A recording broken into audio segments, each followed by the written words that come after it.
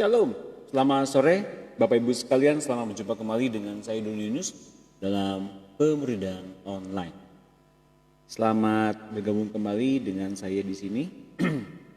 Kita akan kembali membahas tentang seri keluarga dan saya bersyukur bahwa kita masih hadir sebagai anak-anak Allah yang dimenangkan bersama-sama dengan Tuhan. Dan sambil menunggu Bapak Ibu sekalian untuk hadir, saya akan putarkan satu lagu worship untuk kita bisa worship bersama-sama. Silakan menikmati.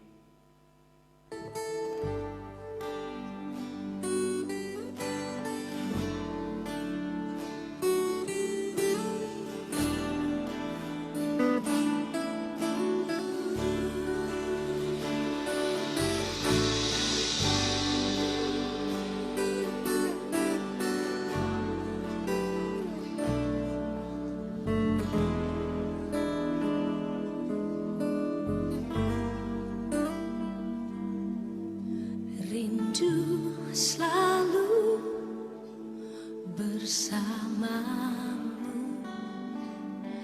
tinggal di dalam kediaman-Mu, oh Tuhan, sebab ku sukai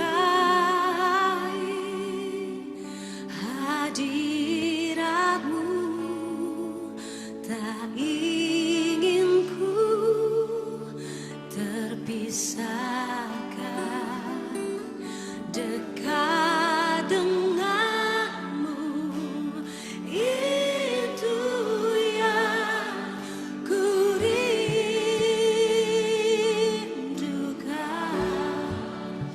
sebab ku dapati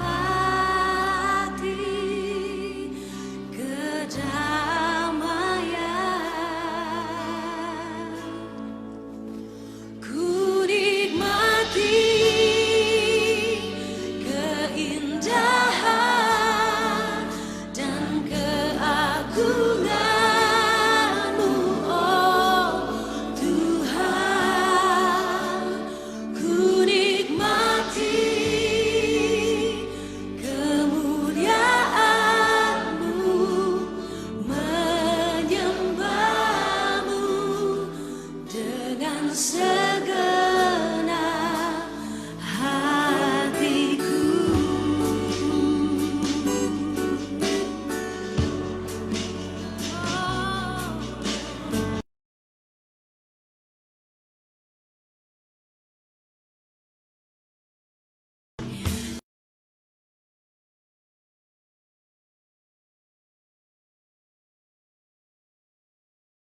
Tinggal di dalam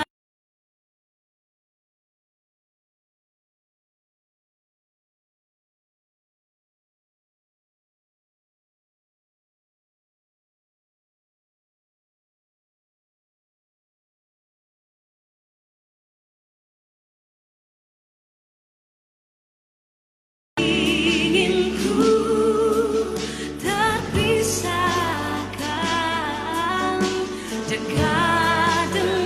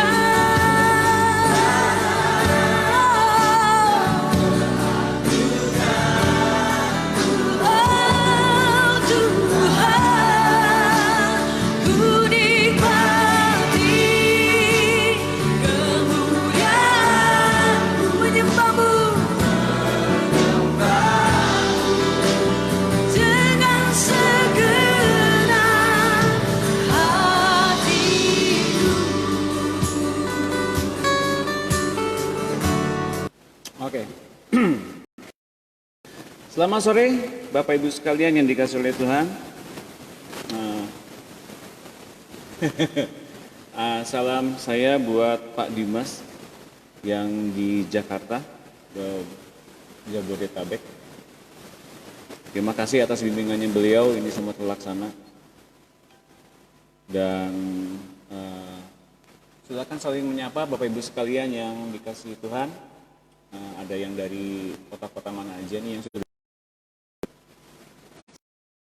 semua, baru kita akan mulai acara ini. Baik, apakah suara saya cukup terdengar? Bapak Ibu sekalian, tolong diberikan informasi. Ini ada suara apa ya?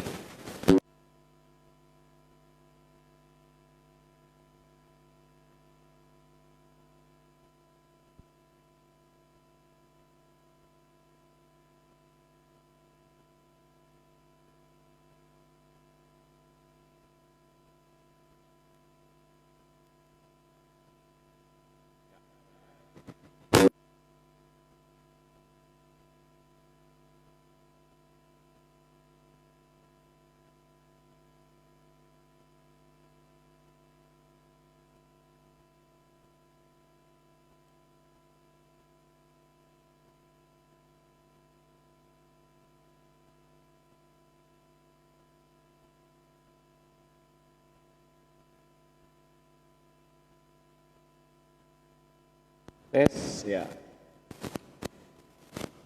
Mudah-mudahan lancar semuanya ya. Oke.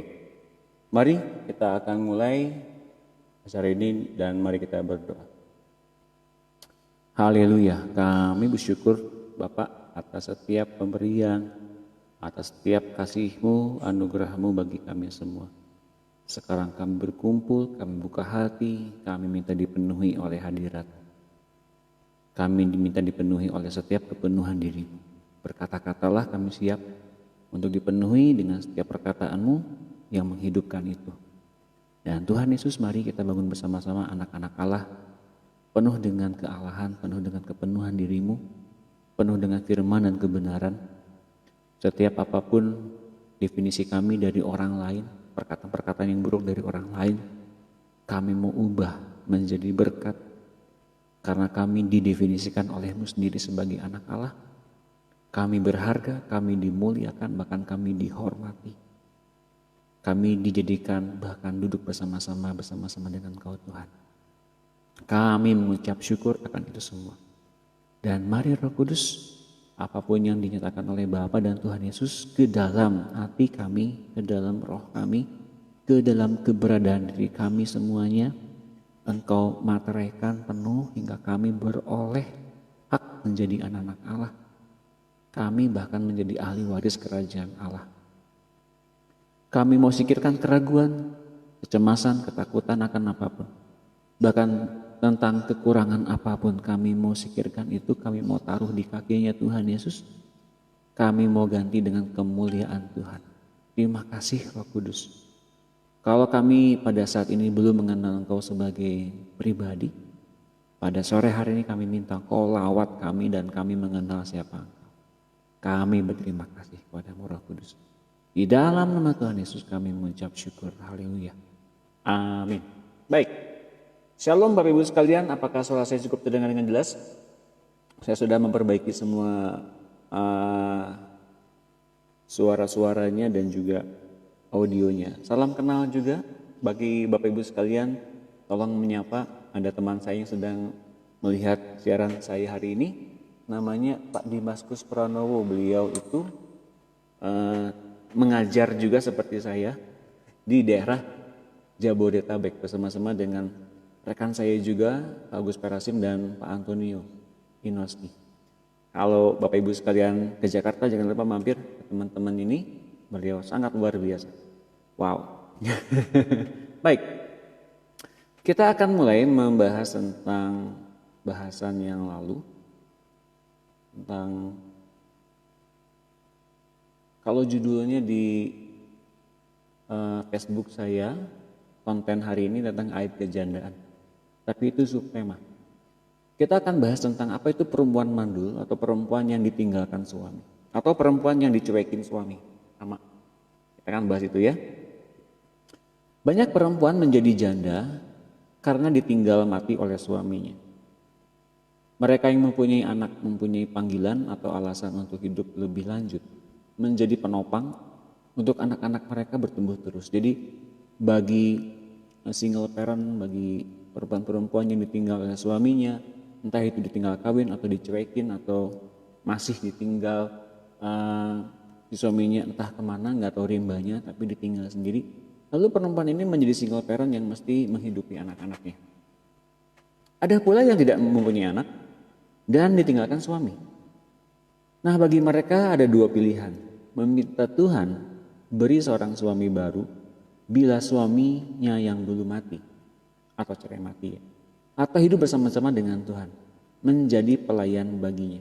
Oke. Menjadi pelayan bagi Tuhan. Ini menjadi satu catatan yang penting. Mengapa? Karena kelak nanti kita akan belajar tentang menjadi pelayan bagi Tuhan. Bagi seorang janda atau seorang ibu yang ditinggalkan oleh suaminya. Seorang istri yang ditinggalkan suaminya. Saya akan jelaskan lebih dalam sore hari ini dan kita akan lihat. Kita akan dibawa kemana oleh Tuhan ya. Kita akan lihat. Ia akan menjadi ibu bagi banyak anak-anak rohani. Bila mereka mau diajar oleh Tuhan. Nah itu kalau ada Bapak Ibu sekalian yang mempunyai rekan, sahabat, orang single parent, kemudian perempuan tersebut mesti menyerahkan hidupnya kepada Tuhan dan mau diajar oleh Tuhan. Tuhan itu adalah pengganti suaminya sebagai tudungnya. Dan bila Tuhan berkenan, ia dapat bergabung dengan sebuah gereja di mana gembalanya berfungsi sebagai tudung baginya. Terutama dalam hal-hal pelayanan rohani atau mungkin bergabung dengan sebuah tim pelayanan di mana kepala tim tersebut dapat menjadi tudung baginya. Jadi seorang single parent perempuan itu harus ditudungi. Enggak boleh enggak, wajib. Entah dari gembalanya, entah dari organisasi rohani, entah itu dari yayasan rohani, yang penting bergelut di bidang pelayanan rohani. Atau ministry rohani. Jadi mesti ditudung, kalau tidak akan menjadi satu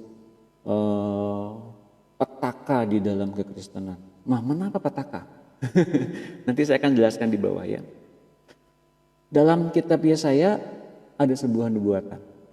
Walaupun tujuan utama nubuatan ini adalah bagi bangsa Israel yang dipandang sebagai istri Tuhan, namun ucapan ini benar juga bagi perempuan-perempuan yang mandul atau tak bersuami. Asalkan mereka memperhambakan diri kepada Tuhan. Nah, di dalam kitab Yesaya ini sebagai satu patokan bahwa ternyata perempuan-perempuan yang ditulis di dalam kitab Yesaya ini adalah gambaran Israel yang ditinggalkan suaminya atau ditinggalkan Tuhan.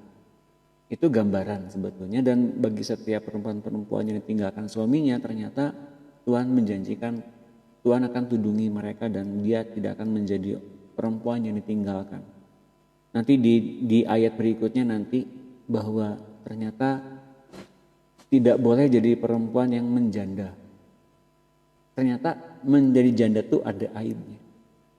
Menurut dunia betul omongan janda itu seperti stigma yang negatif. Tapi saya mau kasih tahu pada sore hari ini, yang disebut sebagai janda itu sebetulnya memang aibnya mesti diambil, mesti dihapus oleh Tuhan Yesus.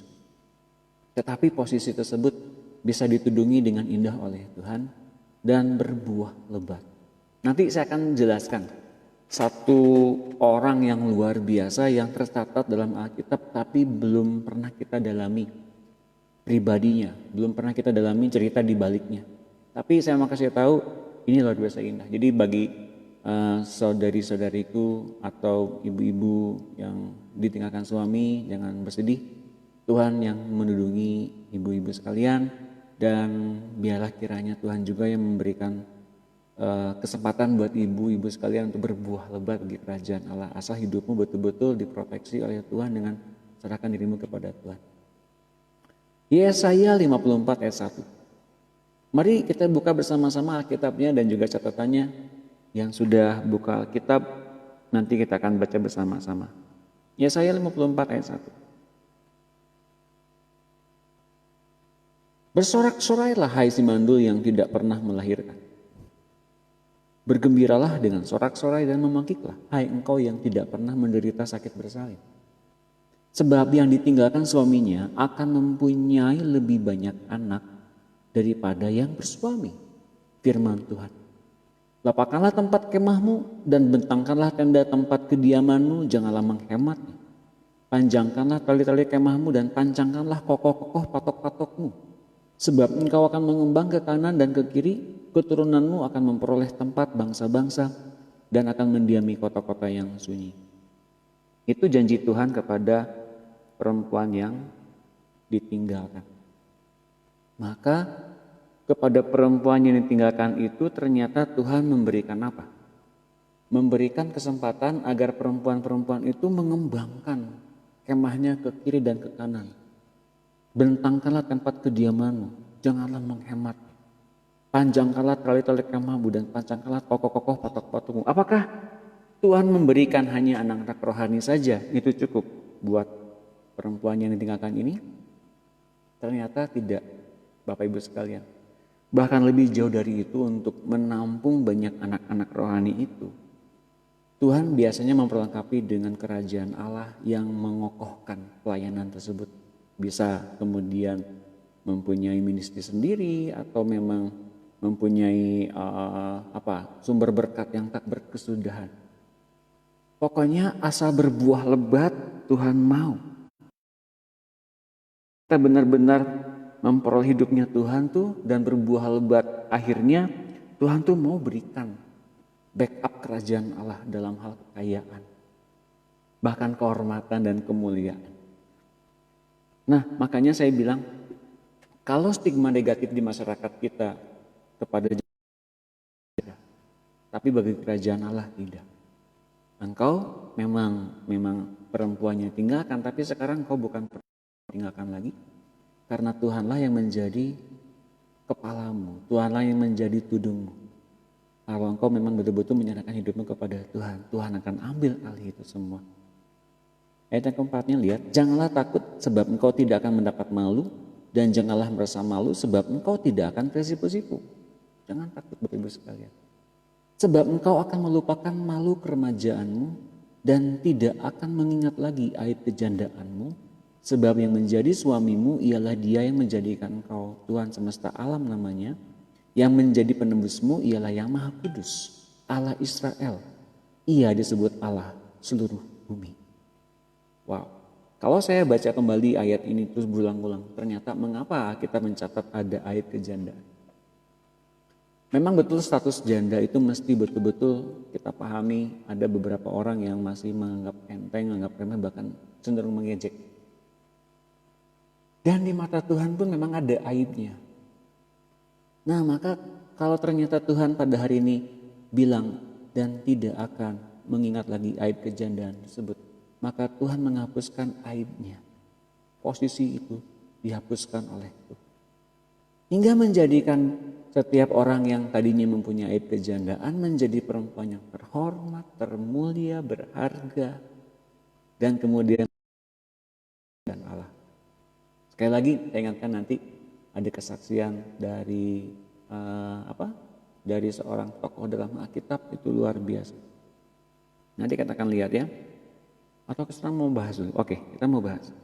Nah, barangkali Bapak dan Ibu sekalian pernah membaca tentang bagaimana Yesus lahir, kemudian pada awal-awal kelahiran tersebut ia diserahkan kepada seorang imam di Bait Allah. Dan ia bertemu dengan tokoh di situ namanya siapa? Simeon dan Hana. Simeon dan Hana. Hana itu disebut sebagai seorang nabi perempuan. Yuk kita baca ayat Lukas 2 ayat 36. Saudaraku, Bapak Ibu sekalian, saya baru dapat di ayat ini setelah saya mempersiapkan bahan sore hari ini. Jadi ketika saya sedang persiapkan gitu, tiba-tiba Tuhan suruh saya baca tentang ayat ini. Entah kenapa tiba-tiba saya baca aja gitu. Tiba-tiba terang semuanya Bapak Ibu sekalian. Wah, tokoh ini luar biasa meskipun dia seorang janda.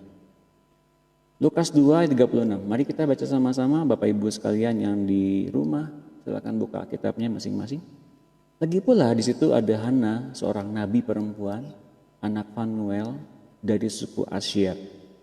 Ia sudah sangat lanjut umurnya, sesudah kawin ia hidup 7 tahun lamanya bersama suaminya dan sekarang ia janda dan berumur 84 tahun. Sekarang waktu itu dia umurnya 84 tahun ketika Yesus ke Bait Allah. Perhatikan ini baik-baik. Ia tidak pernah meninggalkan Bait Allah dan siang malam beribadah dengan berpuasa dan berdoa.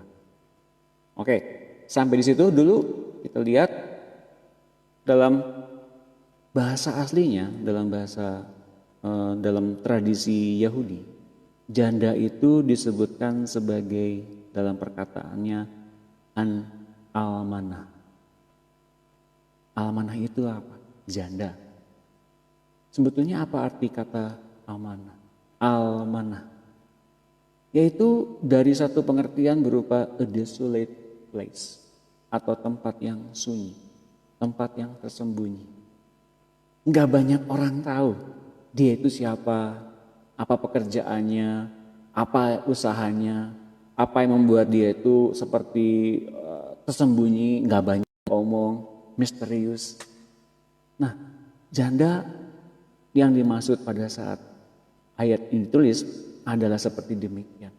Nah, ternyata Hana ini tinggalnya memang di Bait Allah, nggak pernah kemana-mana di Bait Allah terus. Dan di Bait Allah itu dia berdoa dan berpuasa. Nah, ketika saya lihat apa arti kata berpuasa? Oke, berpuasa sudah kita tahu itu dalam perkataan terjemahan aslinya memang berpuasa. Tapi berdoa Bapak Ibu sekalian, berdoa. Berdoa itu dalam bahasa Ibraninya ternyata dalam bahasa aslinya tefilos. Apa itu tefilos? Dari perkataan tefilah. Kalau kita berdoa seolah-olah seperti kita menyampaikan permohonan ya, dan dalam bahasa Indonesia kita berdoa itu seperti kita menyampaikan permohonan dari yang inferior kepada yang superior, dari manusia kepada Tuhannya, dari manusia kepada Allahnya. Betul ya? Tapi sebetulnya dalam bahasa aslinya tuh nggak demikian. Tefilah itu atau tefilos itu artinya adalah berupa dua pribadi secara terikat, secara intim, secara union, secara manunggal, secara ilahi, mereka terikat di dalam hati yang sama. Dengan hati yang tersembunyi. Hati yang gak banyak orang tahu. Bahkan gak boleh orang tahu. Wah, ketika saya baca ayat ini, Bapak Ibu sekalian, kenapa saya suruh baca ayat ini? Ayat ini saya sudah pernah baca berulang-ulang. Tapi ketika Roh Kudus tuntun saya ke dalam bahasa aslinya, wow. Jadi ketika kita ngalamin betul-betul persekutuan dengan Tuhan itu kita masih ngalamin dua pribadi yang terikat oleh hati, oleh cinta, oleh kasih yang sama. Sampai terjadi satunya kesatuan kemanunggalan, kesatuan pikiran, kesatuan roh, kesatuan kasih. Dan kemudian tumbuhlah dari situ ada sesuatu yang ilahi muncul berupa pewahyuankah, berupa hikmatkah, dan hal yang lainnya. Dan kita kemarin sudah lakukan itu Bapak Ibu sekalian. Ketika kita betul-betul menerima yang betul-betul yang baik dari Tuhan, berdoa bersama. Ternyata beberapa dari Bapak Ibu sekalian inbox ke saya, Pak ketika saya berdoa saya ngalamin gini. Pak ketika saya ngalamin doa, saya ngalamin gini. Pak malamnya saya ternyata ngalaminnya gini. Wah ternyata benar loh ketika kita terikat dengan Tuhan di dalam satu tefilah. Ternyata bukan cuma doa saja, tapi kesatuan hati, pikiran, roh, bahkan di dalam hati yang tersembunyi ternyata ada satu ada satu pengertian ilahi yang muncul. Dan ternyata inilah rahasianya Bapak Ibu sekalian. Kalau nanti di sorga setelah semuanya beres dan berakhir, yang laku, yang dipakai bahasanya itu bahasa yang itu. Saya ternyata dapat jawabannya tadi sore. Oh ternyata lebih lanjut lagi bahasanya itu.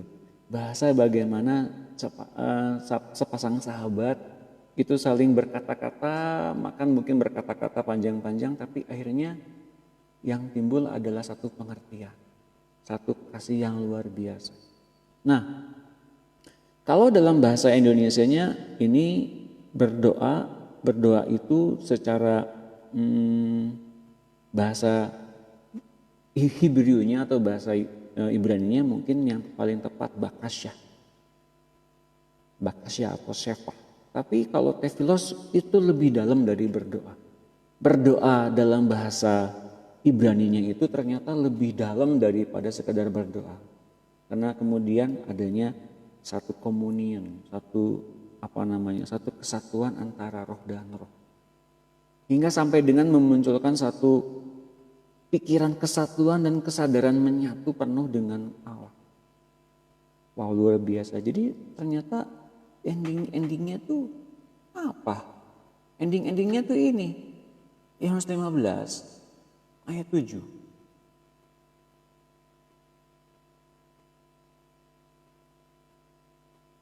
Yohanes 15 ayat 7. Jikalau kamu tinggal di dalam aku dan firman-Ku tinggal di dalam kamu, mintalah apa saja yang kamu kehendaki dan kamu akan menerimanya. Nyambungnya di ayat yang ke-8, dalam hal inilah Bapakku dipermuliakan, yaitu jika kamu berbuah banyak dan dengan demikian kamu adalah murid-muridku. Jadi Bapak Ibu sekalian, ternyata di dalam rahasia berdoa tuh kita harus benar-benar menyatu dan bertemu hingga kita kenal hatinya Tuhan. Enggak sembarangan berdoa kita minta kita berharap agar semuanya kita dapatkan gitu ya, seperti orang-orang dunia pada umumnya. Enggak, ternyata Tuhan itu ingin adanya satu hubungan. Tuhan itu ingin adanya satu komunitas antara roh dengan roh. Hingga kita menjadi sahabatnya. Dan seperti ini Anda sekalian Bapak Ibu dan terutama para ibu-ibu yang ditinggalkan oleh suami, Anda punya pengharapan seperti Hana ini. Anda bisa berbuah lebat lewat hubunganmu dengan Tuhan. Orang-orang akan mencari engkau. Entah itu pergumulanmu apa, yang penting Tuhan sudah menjadi tempat pelindunganmu. Dan Tuhan sudah menjadi kepalamu. Sudah menjadi tudungmu. Itu indahnya Tuhan. Oke, kita teruskan lagi kepada bahasan yang lain. Itu tadi kita sudah. Nah, kemudian bila seorang beristri, lalu perempuan ini diceraikan, tapi kemudiannya dikawin orang lain, lalu diceraikan lagi, bolehkah perempuan ini kembali kepada suaminya yang pertama? Jadi perempuan menikah dengan suami, lalu kemudian cerai. Sini si perempuannya nikah lagi dengan laki-laki lain, laki-lakinya nikah lagi. Ternyata si laki-lakinya cerai dengan perempuan itu dan juga si perempuannya cerai dengan suaminya, bolehkah kawin lagi dengan suami yang pertama? Lihat ini, hukum Taurat tidak mengizinkannya karena perempuan ini telah dicemari laki-laki lain. Apakah di dalam kerajaan sorga hal itu tetap dilarang? Kan katanya mesti balik lagi. Oke, kita lihat apakah dalam kerajaan sorga hal itu tetap dilarang? Memang harus tanya kehendak Tuhan dulu. Apakah ia mengizinkannya? Tetapi dalam pelayanan pelepasan dan inner healing, hal yang disebut cemar atau aib atau itu najis, entah itu secara fisik sekalipun, dapat dilenyapkan dalam doa dengan pertolongan Roh Kudus. Hamba Tuhan yang hendak melenyapkan kecemaran itu harus sungguh-sungguh mendengar suara Tuhan agar cemar perempuan itu tak usah ditanggungnya. Cemar perempuan itu. Jadi memang ada satu kuasa yang diberikan oleh Tuhan kepada gereja agar setiap orang yang kasusnya seperti ini tuh memang mesti betul-betul ditangani secara serius, sungguh-sungguh, agar tubuh jiwa rohnya benar-benar gak mengalami cacat atau perasaan cemarnya masih ada, mesti benar-benar ditahirkan, dikuduskan. Mungkin barangkali Bapak Ibu sekalian gak nangkep atau kurang mengerti jauh. Oke, saya pernah di dalam langit bumi yang baru masih ada yang namanya yang luka-luka batin gitu ya, masih ada ya. Jangan tanya kepada saya, Pak, kenapa orang masuk surga ternyata atau langit bumi yang baru kok masih punya luka batin, Pak? Bukankah Yang gitu-gitu nggak bisa naik perangkat ke surga. Ya pokoknya lihat dulu videonya yang dulu lah. Sekarang saya mau bahas, kenapa ada pohon yang tumbuh di seberang menyeberang yang dilewati oleh sungai air kehidupan dan pohon-pohon itu berbuah 12 kali setahun dan daun-daunnya dipergunakan untuk menyembuhkan luka bangsa-bangsa. Emang lukanya seperti apa? Luka batin, luka hati. Dan mereka bisa diobati dengan yang namanya daun-daun dari buah pohon kehidupan itu. Nah, Bapak Ibu, ketika mereka diberikan pertolongan oleh orang-orang yang ada di tempat Yerusalem Surgawi, di tempat terang tersebut, mereka setelah diberikan pemuridan, disembuhkan lukanya, nggak langsung sembuh hari itu juga. Nanti mereka keluar lagi ke tempat gelap lagi, nanti mereka sekolah lagi, masuk ke dalam kota lagi, keluar lagi sampai dengan, ini nih rahasianya, seperti seorang kena kusta memperlihatkan kustanya sudah lahir atau belum ke hadapan para imam.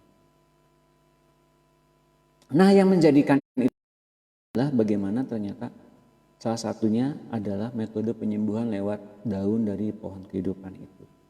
Itu rahasianya. Kalau ditanya, Pak, di mana ayatnya?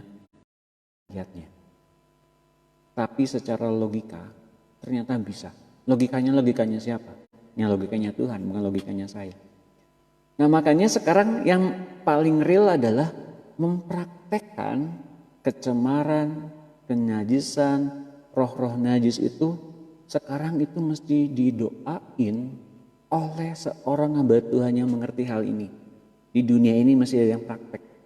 Mesti ada yang benar-benar praktek berani gitu menguduskan seseorang yang memang dulunya pernah kena korban perkosaan, pelecehan, pernah dinodai. Bagaimana cara penanggulangan ini? Oleh seorang hamba Tuhan yang memang mengerti ini. Jadi praktekin. Nah, lewat acara ini saya mau bilang, semua bisa terjadi karena Tuhan sudah memberikan kuasa, memberikan kunci kepada gereja. Gereja itu diterjemahkan di dalam bahasa aslinya batu karang, gereja. Yang di atasnya bilang mungkin, oh Petrus jadi batu karangnya. Bukan, Petrus itu orang kecilnya. Tapi di atasnya, di bawahnya Petrus itu batu karang besar, Kristus. Itu gereja. Nah, gereja mempunyai wewenang untuk membersihkan itu, menguduskan orang-orang yang terkena najis begitu. Hingga betul-betul orang tersebut mempunyai kekudusan dari Allah kembali. Memori-memorinya yang tentang sakit, habis dari dari pelecehan, perkosaan, semuanya itu benar-benar hilang, dikuduskan. Nah, kalau ada yang begitu, mari kita praktekkan sama-sama. Kita buktikan, gitu ya.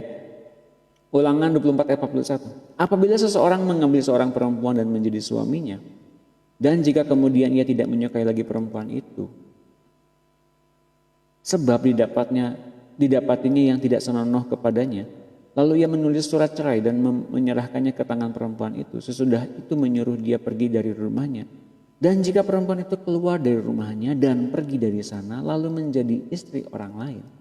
Dan jika laki-laki yang kemudian ini tidak cinta lagi kepadanya, lalu menulis surat cerai dan menyerahkannya ke tangan perempuan itu serta menyuruh dia pergi dari rumahnya, atau jika laki-laki yang kemudian mengambil dia menjadi istrinya itu mati, maka suaminya yang pertama yang telah menyuruh dia pergi itu tidak boleh mengambil dia kembali menjadi istrinya, sebab perempuan itu dicemari. Sebab hal itu adalah kekejian di hadapan Tuhan. Janganlah engkau mendatangkan dosa atas negeri yang diberikan Tuhan Allahmu kepadamu menjadi milik pusaka. Jadi secara hukum Taurat nggak boleh mengambil kembali istri yang sudah dicemari oleh suami lain atau laki-laki lain. Nggak boleh. Nah, oleh pelayanan doa pelepasan, pertolongan Roh Kudus, itu ternyata bukan menyalahi hukum Taurat, tapi ada kecemarannya. Itu bisa dikuduskan. Nah, mengapa kemudian kita mengerti hal ini? Ternyata di dalam pengetahuan kita di dalam Alkitab tentang langit itu ada namanya seperti pengadilan bangsa-bangsa, ada pengadilan hamba Tuhan. Semua koreksinya. Apa saja yang pernah Tuhan katakan, yang Tuhan pernah nasihati, pernah Tuhan peringatkan. Apakah dulu pada saat kita masih hidup di dunia itu kita menerimanya? Karena yang menjadi hakim adalah firman Tuhan, atau firman yang pernah dikatakan Tuhan. Firman yang pernah dikatakan Tuhan pada saat kapan? Di hati kita ketika kita berdosa dan melawan dan melanggar firman Tuhan. Nah, ketika itu terjadi, maka ada kecemaran-kecemaran, maka itu semua mesti dikuduskan. Kalau ternyata belum dikuduskan, itu menjadi satu bentuk memori yang buruk di hadapan Tuhan ketika di pengadilan hamba-hamba. Nah, untuk memastikan semuanya kudus dan ketika dibakar oleh api keluar seperti emas, tetap terjaga kemurniannya, hati kita benar-benar mesti kudus, tahir dan bebas dari yang namanya pencemaran. Oke, kita akan bahas dulu ayat yang lain, karena Tuhan memperhatikan juga kekudusan secara jasmani.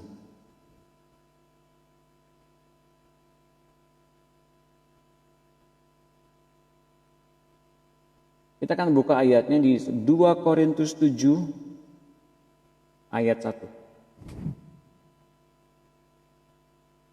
Saudara-saudaraku yang kekasih, karena kita sekarang memiliki janji-janji itu, marilah kita menyucikan diri kita dari semua pencemaran jasmani dan rohani. Dan dengan demikian menyempurnakan kekudusan kita dalam takut akan Allah. Bayangkan ini, Tuhan memperhatikan kekudusan jasmani dan kekudusan secara rohani. Nah, kalau ternyata itu sangat penting, maka ada satu pengetahuan dan ada satu pengertian yang kita dapatkan sore hari ini. Kita mesti benar-benar mengalami kekudusan secara jasmani dan rohani yang kita dapatkan dari Tuhan. Lewat apa? Lewat komunion, lewat tefilah yang tadi saya bilang. Bukan cuma berdoa, tapi roh dengan roh nyambung. Hingga Bapak Ibu sekalian, kalau Bapak dan Ibu sekalian menangkap apa yang pernah saya bagikan, lewat hati yang baru itu mulai menuliskan hal baru. Semua sudah selesai, kata Tuhan Yesus di kayu salib. Dan betul, di antaranya ada memori yang baru, ada kehidupan yang baru, ada satu jalan hidup yang baru. Manusia lama sudah selesai, sudah mati di kayu salib 2000 tahun yang lalu. Kita bersama-sama dengan Tuhan. Sekarang saatnya hidup dengan hidup yang baru, hidup dengan pemikiran yang baru, hidup dengan cara pandang yang baru, hidup dengan hati yang baru. Dan semuanya dituliskan dengan tangan Tuhan, dengan hatinya Tuhan. Boleh jadi Bapak Ibu sekalian, mengapa Tuhan mengatakan bahwa kita dijadikan sebagai mempelai? Karena memang memiliki hatinya Tuhan langsung.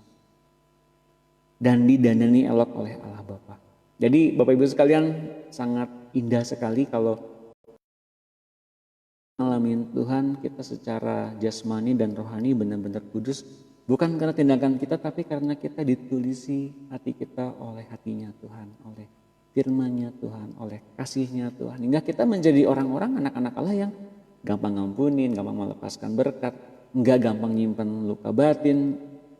Jangan ada space sedikit pun di hati kita tentang luka batin, tentang tawar hati, tentang kepahitan, tentang akar pahit. Tidak ada. Hanya satu tempat, itu tentang kasih Allah, tentang kekudusan, tentang hari-hari sama-sama dengan Tuhan. Asik ya kalau bertemu dengan Tuhan tuh, tepuk tangan buat Tuhan dulu deh. Ya, sekarang masuk lagi kepada soal janda. Kenapa janda diperhatikan dalam kerajaan Allah? Sangat diperhatikan. Dalam tubuh Kristus, para janda memang membutuhkan perhatian khusus. Para rasul mengangkat para diaken menjadi pelayan meja sebagai pendukung pelayanan para rasul dalam doa dan pelayanan firman. Sejak dari awal melawat anak-anak yatim piatu dan janda-janda adalah bagian dari ibadah. Jadi bagian dari kita memperhatikan ini dan betul-betul kita mesti memperhatikan. Kalau kita mempunyai hati yang dari Tuhan, seperti inilah anak yatim piatu dan janda-janda dari apa yang kita dapati sore hari ini. Perhatikan adanya anak yang ditinggalkan oleh orang tua. Perhatikan adanya anak-anak yang broken home atau janda-janda yang dari Tuhan. Itu kita mesti perhatikan. Rentan. Kisah 6 ayat 1. Kisah para Rasul 6 ayat 1. Pada masa itu ketika jumlah murid makin bertambah, timbullah sungut-sungut di antara orang-orang Yahudi yang berbahasa Yunani terhadap orang-orang Ibrani karena pembagian keperluan sehari-hari kepada janda-janda mereka diabaikan dalam pelayanan sehari-hari. Kedua belas Rasul itu memanggil semua murid berkumpul dan berkata, tidak baik jika kami melalaikan firman Allah untuk melayani meja. Itu asal dari perkataannya, melayani meja atau pelayanan meja. Karena itu saudara-saudara, pilihlah 7 orang dari antaramu yang terkenal baik dan penuh roh dan hikmat supaya kami mengangkat mereka untuk tugas itu. Dan supaya kami sendiri dapat memusatkan pikiran dalam doa dan pelayanan firman. Nanti kalau Bapak Ibu sekalian baca di kisah 6 ayat 2, di antara nama itu ada Stefanus, ada Prokanor, dan satu nama yang dibenci Tuhan kemudian di kitab Wahyu, yaitu namanya Nikolaus. Secara pribadi, secara tersendiri, Nikolaus ini pernah saya bahas di video-video sebelumnya. Dan mengapa Nikolaus itu dibenci oleh Tuhan? Ada jawabannya di dalam video yang pernah saya putar. Penasaran? Mau dibikin lagi sesi baru lagi ngomongin soal Nikolaus? Ya nanti deh. 1 Timotius 5 ayat 3. Hormatilah janda-janda yang benar-benar janda. Terus di ayat yang ketujuhnya, peringatkanlah hal-hal ini juga kepada janda-janda itu agar mereka hidup dengan tidak bercela. 1 Timotius 5 ayat 11. Tolaklah pendaftaran karena apabila mereka sekali digairahkan oleh keberahian yang menceraikan mereka dari Kristus, mereka ingin kawin dan dengan memungkiri kesetiaan mereka yang semula kepadanya, mereka mendatangkan hukuman atas dirinya. Yang ini ayat 11 ini saya akan bahas lebih dalam nanti kalau ada satu kesempatan khusus, karena kebanyakan justru yang bermasalah ini adalah janda-janda yang muda, karena kasus yang kemudian muncul itu latar belakang dan masa lalu yang perlu dibereskan, bukan karena kesalahan seseorang saja, tapi kita melihatnya dari berbagai aspek, bukan saja masalah pribadi, tapi masalah mungkin keluarga, perekonomian, dan masalah status, dan juga culture serta budaya. Jadi kita mesti perhatikan secara menyeluruh ya, jangan bilang, wah ini salah, ini enggak kudus, ayo sekarang pandang aja gitu. Enggak Bapak Ibu sekalian, enggak seperti begitu. Kita mesti melihat secara penuh mengapa terjadi begitu. Kita mesti mengetahui adanya firman Tuhan, iya. Itu seperti satu bank data yang perlu kita tahu, tapi oleh dorongan kasih dari Allah Bapa sendiri dan dari Roh Kudus, kita bisa mengetahui bagaimana penanganannya secara rohani, bukan secara Taurat lagi. Oke, kita mesti benar-benar akui ini ada dan banyak terjadi kasus, tapi oleh pertolongan Roh Kudus semuanya bisa diselesaikan. Yang penting kita mesti tahu prinsipnya, tidak dengan dari satu sisi saja, tapi dari berbagai macam sisi. Ya. Ayat yang ke-13 dari 1 Timotius 5. Lagi pula dengan keluar masuk rumah orang, mereka membiasakan diri bermalas-malas, dan bukan hanya bermalas-malas saja, tapi juga suka bergunjing dan mencampuri urusan orang lain dan mengatakan hal-hal yang tidak pantas.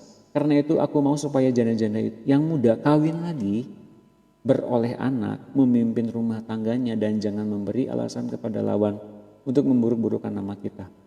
Ini sepertinya darurat. Mengapa? Karena ada banyak pertikaian, omongan-omongan yang buruk. Maka kata Paulus, aku mau atau aku ingin, bukan Tuhan sebetulnya, tapi Paulus menganjurkan yang muda-muda kawin lagi dengan catatan yang tadi kemarin saya sudah bahas. Syaratnya begitu, ya, mesti dikuduskan atau yang suaminya dulu ya tunggu mati dulu.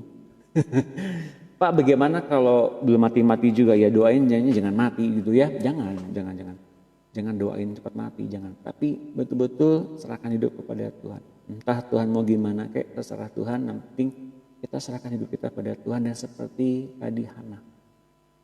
Kan ini keluar masuk rumah, mereka membiasakan diri bergosip, bergunjing, mencampuri urusan orang lain. Nah biasanya ini karena ada aib kecandaannya. Jadi minta tolong Roh Kudus bebaskan ini dari semua. Oke? Asal kita betul-betul mau dikuduskan, kita bisa kok. Dan kita dilayakan mampu untuk berjalan dengan Tuhan di masa-masa yang akan datang dengan indah. Yakobus 1:27, ibadah yang murni dan tidak bercacat di hadapan Allah Bapa kita ialah mengunjungi yatim piatu dan janda-janda dalam kesusahan mereka dan menjaga supaya diri sendiri tidak dicemarkan oleh dunia.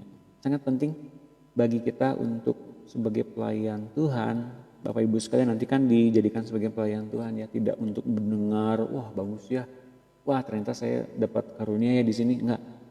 Setiap dari kita sekarang yang sudah tahu kebenaran ini, kemudian kita mesti berbuah dengan menyerahkan hidup kepada Tuhan dan menjadi pelayan Tuhan dalam kasus-kasus ini. Kalau tidak, Bapak Ibu sekalian, ada bahayanya loh. Cuma sekedar tahu gitu ya, tapi enggak dipimpin oleh Tuhan, hanya menikmati sesaat saja kebahagiaan dengan Tuhan, tapi kemudian menjadi tawar kembali, menjadi pahit kembali, menjadi luka kembali. Kemudian balik lagi ke yang dulu pasti, dan kemudian muncullah pribadi yang orang kedua yang dibenci oleh Tuhan di kitab Wahyu, yaitu Izebel. Siapa namanya? Izebel. Nah, perempuan yang gak bisa dikoreksi oleh Tuhan dan perempuan yang gak bisa dikuduskan kembali oleh Tuhan dan kemudian menjadi perempuan yang merusak. Perempuan yang menghancurkan gereja dan kemudian menjadi perempuan dalam personifikasi berupa Izebel dalam kitab Wahyu. Kemudian memporak-porandakan kehidupan berjemaat. Ini mesti kita tangani secara serius. Lihat, banyak perempuan cantik berubah menjadi seorang dukun karena kebencian dan kepahitan hati. Bagi Bapak Ibu sekalian yang pernah berdoa sama-sama dengan saya pasti pernah ngalamin ini. Saya doakan tentang perdukunan. Ini biasanya masuknya ke sini. Mungkin ada sejarah-sejarah di masa lampau yang ada terikat perdukunan karena ada kebencian, ada kepahitan hati, ada ada satu perjanjian dengan maut dan sebagainya. Ini masih diberesin. Mungkin ibu-ibu atau saudariku pernah mengalami ini. Saya pernah ngomong ini di satu doa tertentu. Nah ini yang dimaksud. Banyak perempuan cantik berubah menjadi seorang dukun karena kebencian dan kepahitan hati. Bahkan mereka dengan mudah menjadi instrumen si iblis, bukan bagi Tuhan. Kebutuhan untuk dilindungi, lihat ini, kebutuhan perempuan untuk dilindungi ya, dan untuk perhatian, diakui. Kemudian bertumbuh menjadi keinginan untuk diterima, diakui, bahkan secara kasar. Baik oleh suami orang lain, oleh lingkungan, oleh masyarakat. Ini bahaya Bapak Ibu sekalian. Bila perempuan-perempuan ini tidak mengetahui posisi mereka di hadapan Tuhan, perempuan dapat menjatuhkan atau merebut posisi laki-laki. Biasanya perempuan-perempuan ini akan mengambil tempat di bidang-bidang kekuasaan, di bidang-bidang tempat-tempat yang strategis, di bidang-bidang posisi-posisi penting di dalam masyarakat, di bidang apa, bukannya salah sih, benar. Ini bukannya salah. Tapi latar belakangnya kemudian menjadi perempuan-perempuan yang dominan. Dan kemudian bisa membuat laki-laki di bawahnya menjadi inferior. Menjadi laki-laki yang gak punya kuasa, yang punya otoritas, yang gak punya power dari Tuhan. Bapak Ibu sekalian, ini bahayanya. Nah, kok bisa begitu? Kok bisa begitu Pak? Saya baru terpikir, ya, dia akan berubah menjadi perempuan Izebel dan bahkan mengendalikan sekumpulan laki-laki. Jadi sekumpulan laki-laki diikat oleh pikiran-pikirannya dia, dominannya itu, lalu kekuasaannya dia, dan biasanya laki-laki yang terikat begini kepada perempuan yang begini adalah perempuan laki-laki yang nggak punya otoritas, yang punya latar belakang masalah perkawinan yang sama. yang punya luka yang sama, yang punya pahit hati yang sama, bahkan orang-orang atau laki-laki yang gak punya pekerjaan, yang sukar menerima penghormatan di keluarganya atau punya citra diri yang rusak di dalam rumah tangganya. Pak, ini gak kebayang loh, bisa kayak gini. Iya, saya pun gak kebayang. Dan ini nyata dalam kekristenan, nyata banget. Banyak laki-laki yang gak punya otoritas, yang gak punya power, yang gak punya bahkan kebenaran firman Tuhan, taunya takluk gitu ya, takluk oleh keadaan, gak punya jiwa pemimpin dan sebagainya. Nah, perempuan-perempuan begini senang bermain sebagai seorang ratu dengan kekuasaan tak terbatas untuk memuaskan ego mereka. Jadi mereka menyenangi tahta, mereka menyenangi kekuasaan, mereka menyenangi ada sekumpulan orang-orang yang bisa mereka manfaatkan sesuai dengan keinginan mereka. Itu namanya roh Izebel. Dan biasanya mengacau di mana-mana, entah itu lewat power kuasanya atau lewat omongan-omongannya, dan kemudian bisa mempengaruhi banyak orang. Wah, ternyata serius sekali ya kita belajar soal keluarga ini, serius banget. Makanya kita mesti betul-betul mengetahui ini yang begini serius dalam kerajaan Allah. Makanya pribadi ini pribadi yang kedua yang Tuhan benci di kitab Wahyu, Izebel, selain Nikolaus dan Bileam. Bileam itu siapa? Itu yang disebutkan dengan nabi palsu. Ya, kita terusin lagi. 1 Raja-Raja 21 ayat 5. Lalu datanglah Izebel istrinya dan berkata kepadanya, apa sebabnya hatimu kesal sehingga engkau tidak makan? Nah, perhatikan ini, Izebel selalu mempunyai partner seperti orang Ahab namanya. Kalau Izebel perempuannya, kalau Ahab itu laki-lakinya, laki-laki yang gak punya kuasa meskipun punya posisi sebagai raja, tapi seakan-akan tuh gak punya otoritas, gak punya power, gak punya wewenang lebih gitu. Dia hanya bisa berkuasa kalau Izebelnya yang menguasai dia. Lalu jawabnya kepadanya, sebab aku telah berkata kepada Nabot orang Yezreel itu, berikanlah kepadaku kebun anggurmu dengan bayaran uang, atau jika engkau lebih suka, aku akan memberikan kebun anggur kepadamu sebagai gantinya. Tapi sahutnya, tidak akan kuberikan kepadamu kebun anggurku itu. Nah, kemudian Izebel merancangkan plot untuk merebut kebun anggur Nabot jadi milik Ahab dengan cara ada 3 saksi dusta yang bisa untuk membuat Nabot ini dilempar oleh batu hingga mati. Nanti baca di 1 Raja-Raja 21 ayat 7. Kata Izebel istrinya kepadanya, bukankah engkau sekarang yang memegang kuasa raja Israel? Nah, Izebel seringkali mengungkit soal kuasa. Bukankah engkau punya kuasa? Kan lu punya kekuasaan, lu punya power, lu punya duit. Dia ngomong pada orang yang berkuasa ya. Tahu nggak, Izebel ini sebetulnya mirip siapa? Mirip Abadon, Bapak Ibu sekalian. Dia memberikan ide, dia memberikan masukan. Kemudian timbul berpikir dalam orang yang punya kuasa tapi lemah dalam memberi keputusan. Iya juga ya, kan gue punya kuasa, gue punya power, gue punya kedudukan. Yuk kita matiin tuh orang. Nah, Bapak Ibu sekalian seperti gitu. Ya, kalau kita lihat ada padanannya di sini sangat erat. Antara Abadon dan Lucifer, lalu ada antara Izebel dan Ahab. Erat sekali. Ya. Bangunlah, makanlah dan biarlah hatimu gembira. Aku akan memberikan kepadamu kebun anggur Nabot orang Yezreel itu. Kemudian ia menulis surat atas nama Ahab, memateraikannya dengan materai raja, lalu mengirim surat itu kepada tua-tua dan pemuka-pemuka yang diam sekota dengan Nabot. Segera sesudah Ahab mendengar bahwa Nabot sudah mati, ia bangun dan pergi ke kebun anggur Nabot orang Yezreel itu untuk mengambil kebun itu menjadi miliknya. Kalau kita tidak mengambil bagian dalam menguduskan perempuan-perempuan yang gak bertudung ini, atau perempuan-perempuan yang tidak mempunyai pelindung-pelindung ini, maka kemudian perempuan-perempuan ini akan memberikan kekacauan di mana-mana. Seperti Izebel kepada Ahab dan Izebel kepada kerajaan Israel. Sangat penting ya Bapak Ibu sekalian, kita mesti mengambil keputusan. Tuhan, saya mau serahkan hidup saya kepada Tuhan. Jangan sampai ada roh Izebel masuk. Atau kita doa sekarang. Berdoa ya. Baik, Bapak Ibu sekalian boleh ngambil waktu.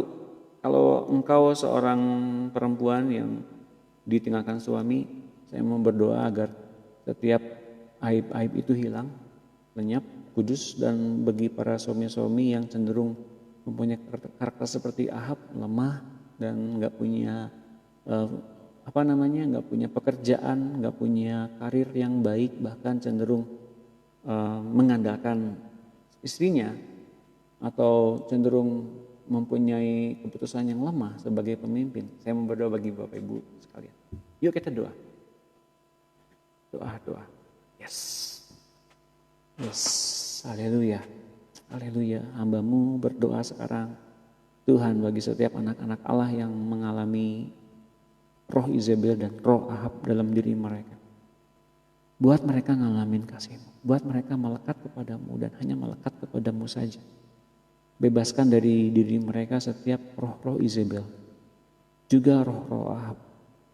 Siapapun mereka yang sekarang tidak bertudung, yang mempunyai masalah-masalah di waktu-waktu yang lampau, sering mempergunjingkan sesuatu, mempermasalahkan sesuatu, bahkan menjadi perempuan-perempuan yang merebut suami orang, bahkan perempuan-perempuan yang pernah mempermasalahkan atau membuat masalah di rumah tangga orang. Kami minta ampun. Kami minta ampun Tuhan. Kau berikan pada mereka kelepasan. Hari ini juga kelepasan dari masa lalu mereka. Kuduskan mereka dalam kebenaran. Dan setiap orang-orang atau laki-laki yang punya roh Ahab, buat mereka mengalami posisi sebagai anak Allah, sebagai hamba Tuhan, sebagai laki-laki yang penuh dengan otoritas, punya kuasa. Seperti Tuhan Yesus. Yes. Mari Roh Kudus. Siapa saja yang sekarang punya beban seperti ini, punya masa lalu kelam seperti ini, tidak punya penghasilan, masalah finansial yang buruk, keluarga yang broken home, keluarga yang pecah, rumah tangga yang hancur, rumah tangga yang penuh dengan kekerasan, KDRT, bangkrut, finansial yang buruk, utang banyak, gak punya pekerjaan tetap, serabutan.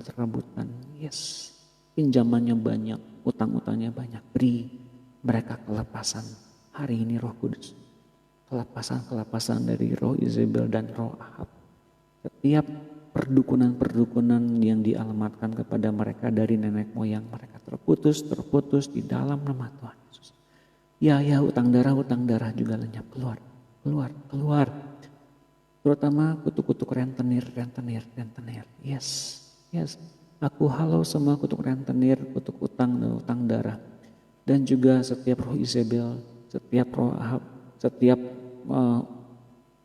kutuk-kutuk hutang, masalah finansial, broken home, anak tertolak, banyak keluar dalam nama Tuhan Yesus. Yes, api sekarang mengerjakan dalam diri mereka. Api berikan mereka api yang sudah mau nerima api, yang sudah layak nerima api. Mari Roh Kudus berikan api, yes. Terus dari kepala api turun, api turun di kepala. Terus api, beri Roh Kudus mereka api yang menguduskan mereka adalah api yang juga membuat mereka terjamin nanti di pengadilan hamba-hamba ketika mereka dikuduskan, pekerjaan mereka dikuduskan, pekerjaan mereka keluar seperti emas, teruji dengan baik. Sekarang api itu turun di kepala, yes, di kepala. Api memenuhi sel-sel di dalam otak, saraf-saraf di dalam otak, segala memori-memori buruk, trauma-trauma kekerasan, KDRT, trauma-trauma ditinggalkan suami, trauma-trauma dimarahin oleh suami, dilempar bahkan dipukul. Bersih dalam nama Tuhan Yesus. Tidak ada yang menjadikan hati luka, tawar hati, lenyap. Api terus di kepala, tidak ada sakit kepala lagi, tidak ada yang benda-benda bertebangan lagi dalam nama Tuhan Yesus. Api itu turun di hati, terus hatinya bakar dengan kerinduan kepada Tuhan. Terus hati lamanya keluar, isi-isinya tidak ada lagi di situ tentang pertikaian, perselisihan, pertengkaran, KDRT, hutang, korban rumah tangga, pelecehan, perkosaan, yes, bully, keluar, cuci bersih dengan air yang hidup sekarang. Yes, api mengerjakan kembali semuanya. Api dan api terus sampai menjalar ke pembuluh-pembuluh darah. Tidak ada karakter buruk situ, tidak ada karakter buruk situ. Semua yang sudah nyerah kepada Tuhan, setiap karakter buruk yang diwakili oleh roh-roh jahat ini, roh-roh dari manapun ini dalam nama Tuhan Yesus lenyap, keluar ya, api menjalar sampai ke tangan, sampai ke jantung, sampai ke kaki, pembuluh darah, limpa, usus halus, usus besar, liver jantung, paru-paru, semua tidak ada yang sakit, tidak ada benih-benih kanker situ, tidak ada, lenyap keluar. Semua yang ikut online ini semua selamat tanpa mengalami kematian dan maut sampai dengan Tuhan datang yang kedua kali. Tidak boleh mati, nggak boleh mengalami maut. Api mengerjakan ini sampai dengan tuntas, terus sampai dengan api ini membakar seluruh badan. Api dari Roh Kudus, dibaptis oleh Roh Kudus, oleh api terus. Ya, kebencian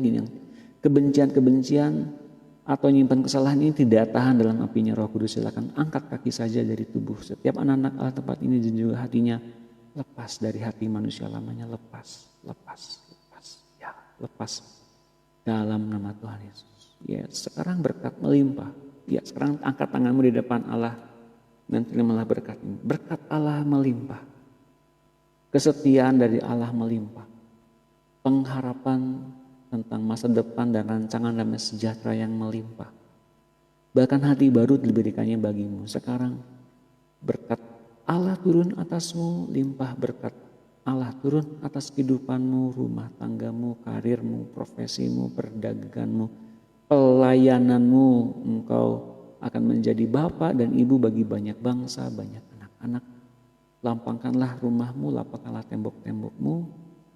Kenakanlah Kristus sebagai perisai. Jadilah kuat, berdirilah teguh, jangan jatuh. Terus berdiri tegak sampai dengan Tuhan datang yang kedua kali. Dalam nama Tuhan Yesus kami bersyukur, haleluya, amin. Bagaimana rasanya Bapak Ibu sekalian? Oke. Wah, kita doa tadi pasti ada satu hal yang terjadi ya di tempat Bapak Ibu, nanti inbox ke saya. Nah, Paulus rupanya gak menyukai gagasan bahwa perempuan memegang kekuasaan atas laki-laki berdasar yang tadi saya bilang di sebelumnya, bahwa perempuan itu kemungkinan menjadi Isabel kalau dia punya latar belakang yang luka, yang mengacau, dan kemudian di kehidupannya dia berhasil dan bisa jadi kepala, menjadi penguasa. Nah, itu sebenarnya maka Paulus itu nggak menyukai gagasan bahwa perempuan itu mengajar atau memegang kekuasaan. Itu akan membangkitkan sikap yang salah kepada perempuan itu untuk menjadi pemerintah laki-laki sebagai ganti menjadi seorang ibu. Kadang-kadang Tuhan memakai perempuan untuk mengambil kontrol dalam satu situasi yang sulit. Karena satu alasan, yakni mereka lebih mudah mendengarkan suara Roh Kudus daripada seorang laki-laki. Ini keren. Jadi perempuan itu, saya sering bilang, perempuan itu lebih cepat mendengar suara Roh Kudus. Benar, saya kasih tahu. Mengapa? Karena tindakan cepat untuk mengambil alih suatu masalah biasanya ditugaskan kepada perempuan, karena perempuan menggunakan hatinya. Dan Roh Kudus seringkali menggunakan hati banyak orang untuk lebih banyak bicara. Mengapa kepada laki-laki sukar? Karena laki-laki sering berpikir dengan logika. Kalau nggak masuk logika, untung rugi. Pengennya untung terus, kalau rugi nggak mau diikutin. itu yang jadi masalah. Ya, makanya kepada special person laki-laki yang ikut online ini luar biasa loh. Saya diberkati sekali dengan kesaksian para bapak-bapak yang ikut online ini. Mereka sudah diubahkan hatinya.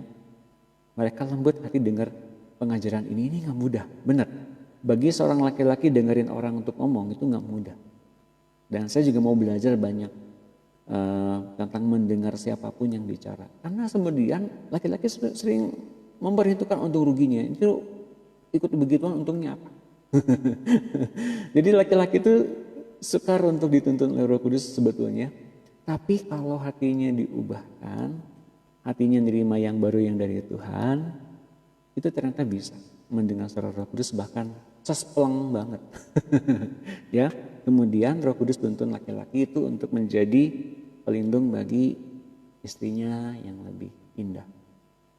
Ya, tapi terus itu hanya satu saat yang singkat saja. Jadi perempuan mengambil satu peran pemimpin itu singkat untuk mengkoreksi arah yang keliru karena perbuatan seorang laki-laki.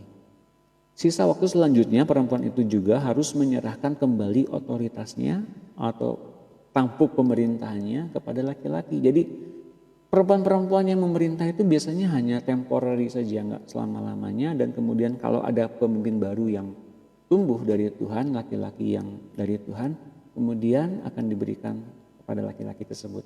Dalam pelayanan ada wanita-wanita yang ditempatkan oleh Tuhan di garis depan untuk menangkap arah pimpinan Roh Kudus. Karena mereka lebih sensitif dalam menangkap kehendak Allah, tapi bukan dimaksudkan untuk terus-menerus jadi pemimpin untuk waktu yang lama. Perempuan yang berjalan dekat dengan Tuhan akan tahu batas-batas mereka dan waktunya untuk berhenti memimpin laki-laki dan menyerahkan pimpinan kepada laki-laki selanjutnya. Pastor, bagaimana kalau mereka itu tidak percaya dengan Tuhan, apa yang saya lakukan? Ketika seorang perempuan mempunyai kuasa, mempunyai otoritas yang dari Tuhan, ada batas-batas bagaimana kemudian perempuan-perempuan tersebut melindungi suaminya. Ada kekuatan itu. Tapi bagaimana kalau mendoakan suami orang lain? Misalnya begitu ya.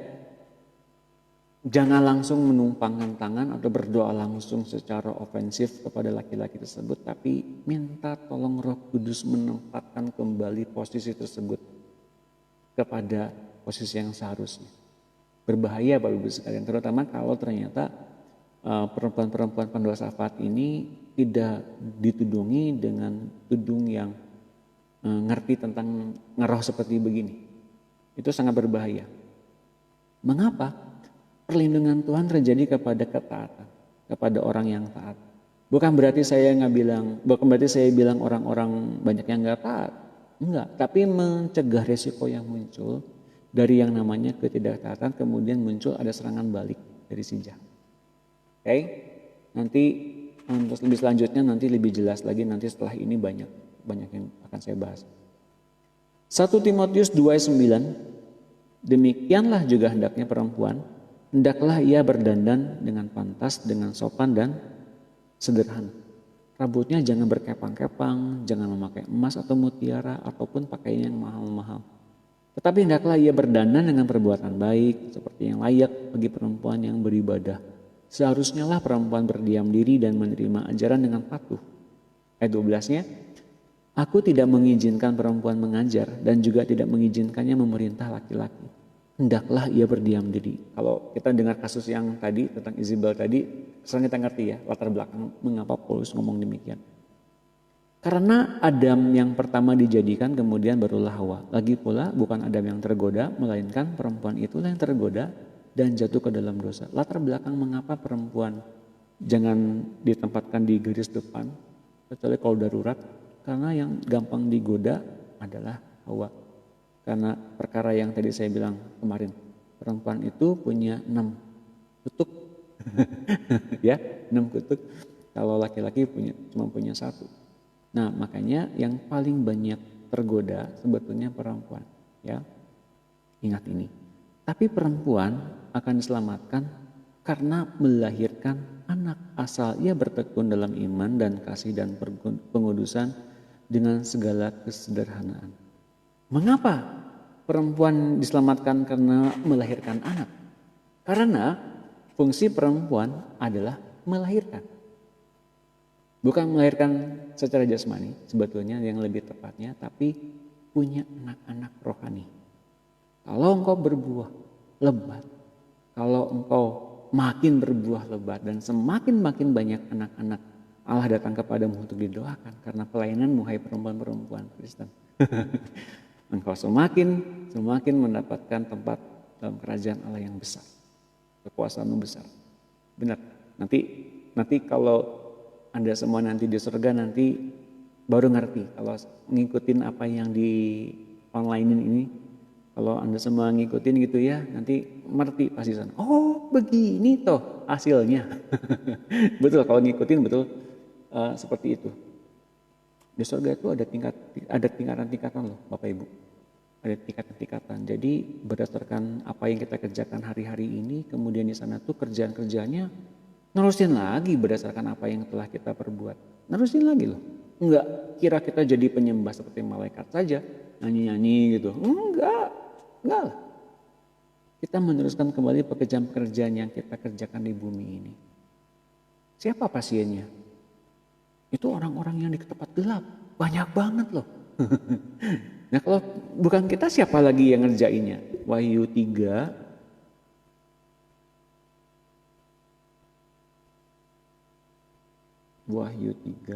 ayat 10 kalau nggak salah. Wahyu 3 ayat oke.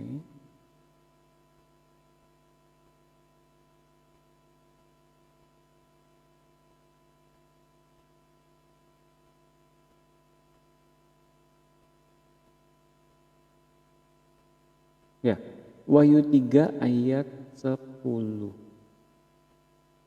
dan seterusnya.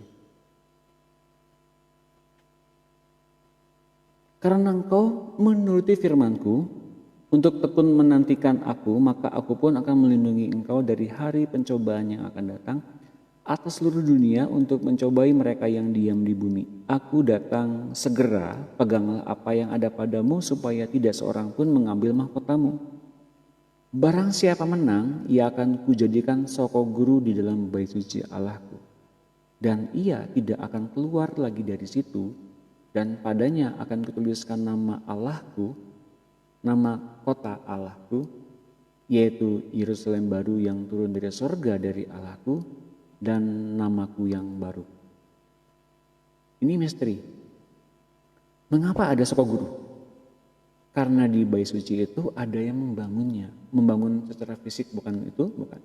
Tapi membangun bagaimana anak-anak yang di tempat langit bumi yang baru, di tempat yang gelap itu, mereka bisa tinggal permanen di Yerusalem surgawi, di tempat yang terang. Nah yang ngajarin siapa? Ya ini, orang-orang yang masuk menjadi imam-imam di bait suci ini. Loh kok ada imam-imam lagi Pak? Ada. Jadi sebetulnya kita melanjutkan kembali pekerjaan di dunia ini, kemudian praktek di sana, lalu tinggal memang di sana, untuk kita mempunyai satu tempat transisi di situ ya. Nanti selama-lamanya kita tinggal di surga nanti, setelah semua penduduk di langit bumi yang baru di tempat yang gelap itu pindah di tempat yang terang. Nanti akan sampai ke sana, nanti tenang ya. Akan sampai ke sana pelajarannya. Yang penting kita banyak praktek dulu, mindahin banyak orang dari kegelapan masuk ke dalam terang. Kalau nanya ayatnya memang nggak ada, tapi dari berbagai jejak dalam Alkitab banyak tersirat di situ. Mengapa ada bait suci di dalam langit bumi yang baru? Mengapa ada soko gurunya? Mengapa nama-nama di situ?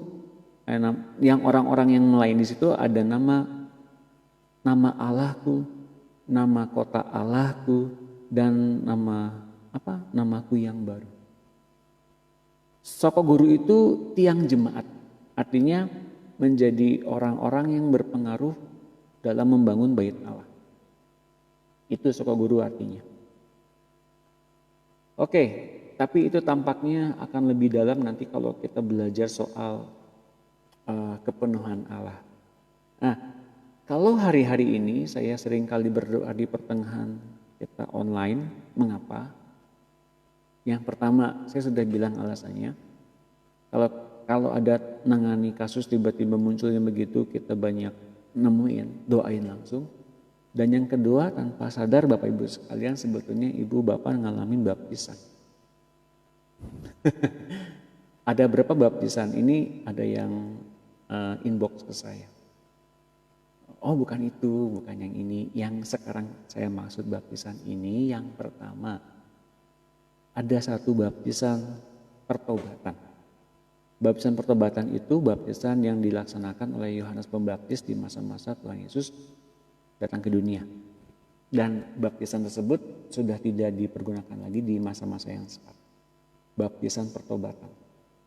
Dan yang kedua, baptisan kelahiran baru. Atau kata orang-orang baptis selam. Itu namanya baptisan kelahiran baru. Pak, kalau baptis selam, baptis percik bedanya apa? Saya tidak bilang baptis percik itu salah. Nggak bilang. Karena saya dulu pertama kali mengenal Tuhan lewat baptis percik. Bukan berarti baptis percik itu salah ya, nggak salah sebetulnya. Asal ngerti bahwa ketika dibaptis itu kita ngalamin mati bersama-sama dengan Tuhan 2000 tahun yang lalu. Dan kemudian kita hidup bersama-sama dengan Tuhan di masa-masa berikutnya. Setelah dibaptis itu. Yang penting itu. Meskipun Anda lahir baru, dibaptis selam berapa kali tapi belum ngalamin itu, percuma. Bapak Ibu sekalian ya. Yang penting ngalamin hidup yang baru. Jadi ada dua ya, baptisan pertobatan, baptisan kelahiran baru. Dan yang ketiga, baptisan Roh Kudus. Apakah tandanya orang yang sudah dibaptis oleh Roh Kudus? Orang-orang menyangka hanya berbahasa. Padahal bukan bahasa roh saja. Yang tercatat dalam Alkitab, mereka berbahasa asing. Jadi sampai dengan kita berbahasa asing, itulah baptisan Roh Kudus. Nah yang keempat, yang jarang orang masih tahu, baptisan yang diberikan oleh Tuhan Yesus sendiri, yaitu baptisan api. Baptisan api untuk apa? Baptisan api untuk menguduskan sesuatu yang najis, yang kotor, yang aib di bumi, agar nanti di surga di pengadilan hamba-hamba, api yang sama kemudian menguduskan pekerjaan-pekerjaan tiap orang agar layak mendapatkan upah. Kalau pekerjaan yang dilakukan oleh orang-orang dibangun atas dasar jerami, emas, nanti akan ketahuan. Yang jerami atau apapun itu akan terbakar, tapi emas akan dibakar juga, tapi akan stabil, konsisten, nggak terbakar. Nilai upahnya kekal. Jadi Anda mesti dapatkan baptisan api hari ini, hari-hari ini. Mengapa?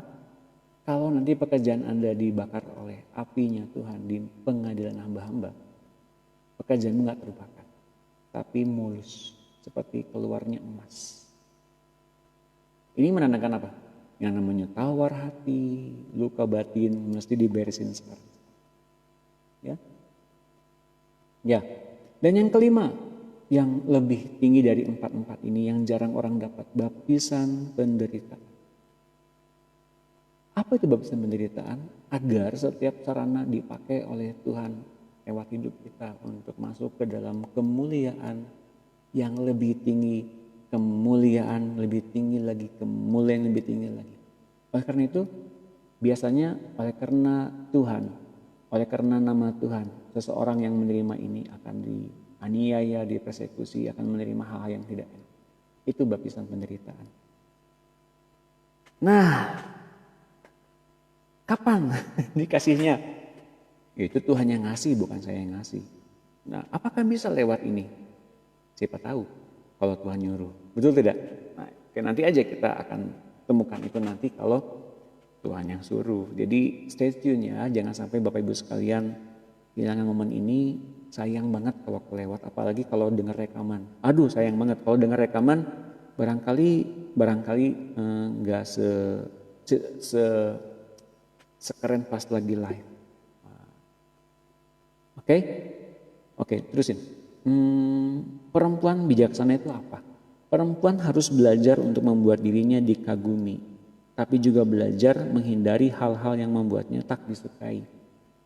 Wanita bijak akan mampu mengatur kehidupan sebuah bangsa untuk membawa kemuliaan bagi Tuhan.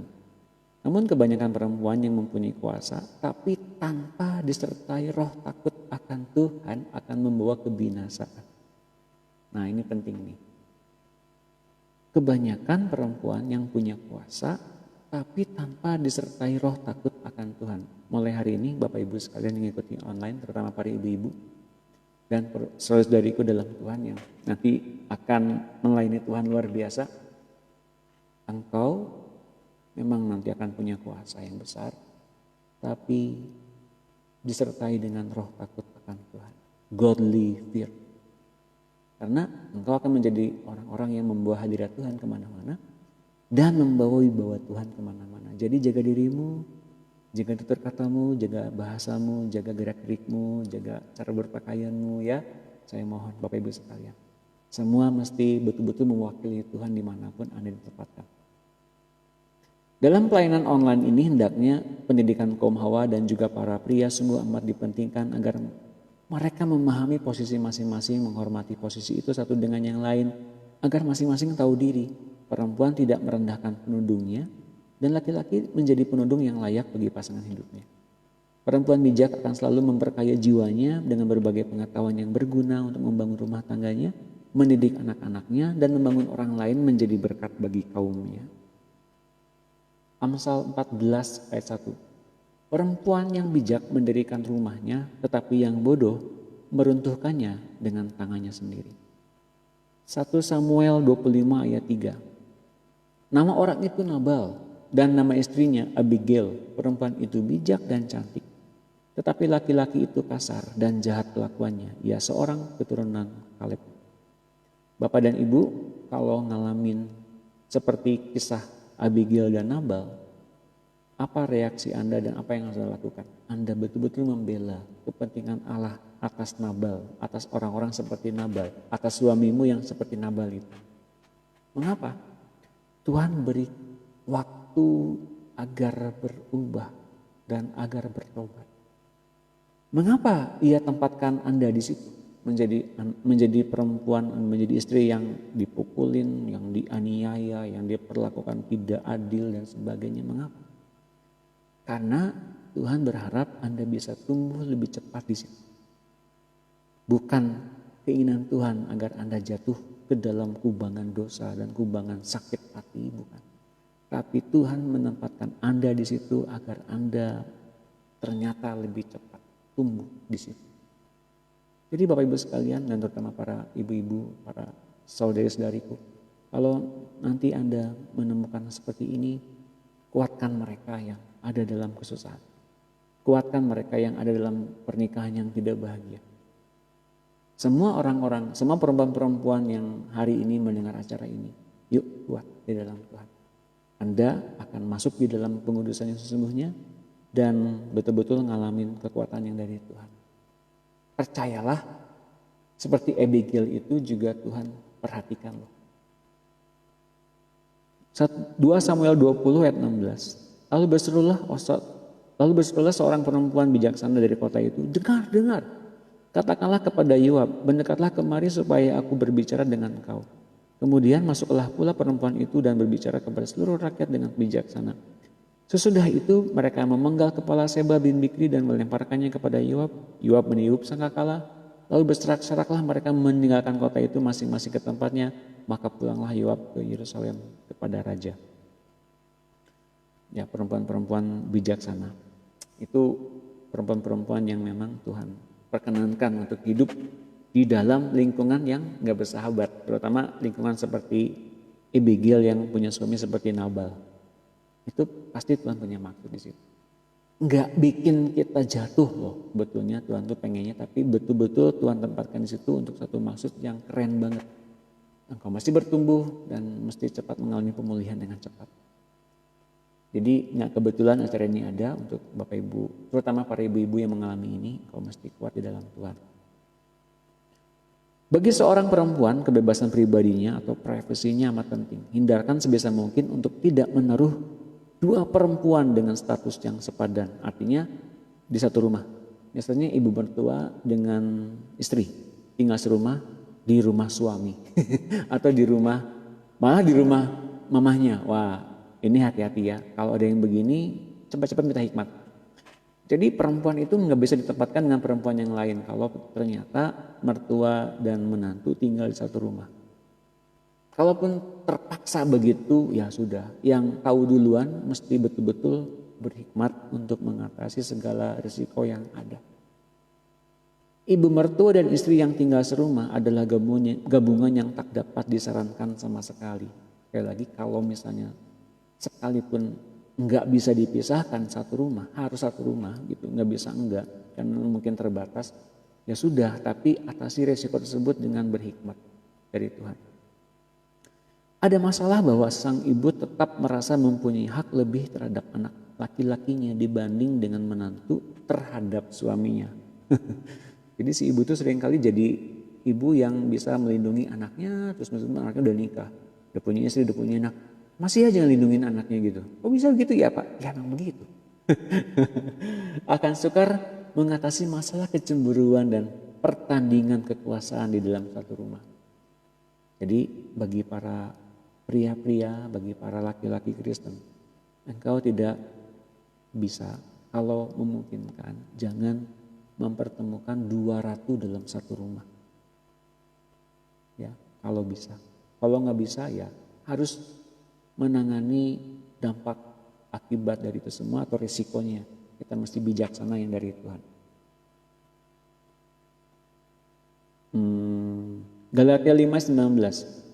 Perbuatan daging telah nyata yaitu percabulan, kecemaran, hawa nafsu, penyembahan berhala, sihir, persetuan, perselisihan, iri hati, amarah, kepentingan diri sendiri, pencideraan, roh pemecah, kedengkian, kemebukan, pesta pora dan sebagainya. Pertanyaan dari Ibu VB bagus. Ibu mertua dan istri nggak bisa digabung dalam satu rumah. Ada nggak ayatnya? Itu panggilan dari Adam, kepada Adam. Di Kejadian berapa? Kejadian 1 ya.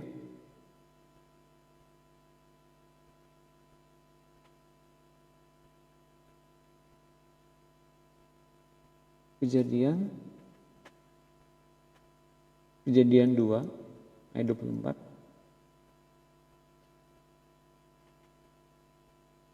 Sebab itu seorang laki-laki akan meninggalkan ayahnya dan ibunya dan bersatu dengan istrinya sehingga keduanya menjadi satu daging.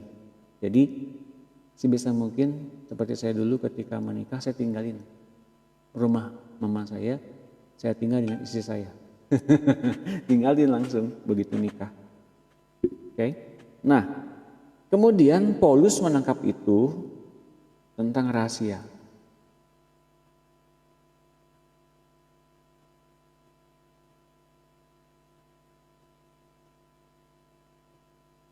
Oke.